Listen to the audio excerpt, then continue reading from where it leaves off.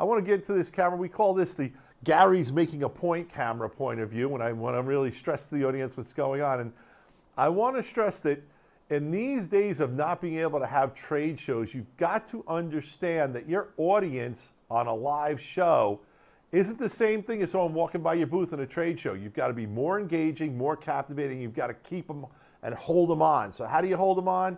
Here it comes, our do's and don'ts for trade shows.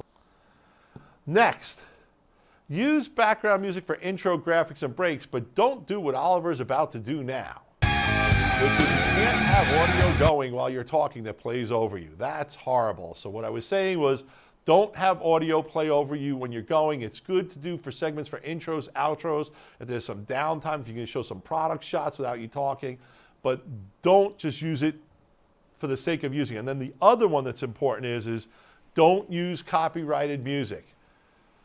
If you're using copyrighted music, YouTube or Facebook may mute your stream, may disable your stream. I have no idea why they do one or the other.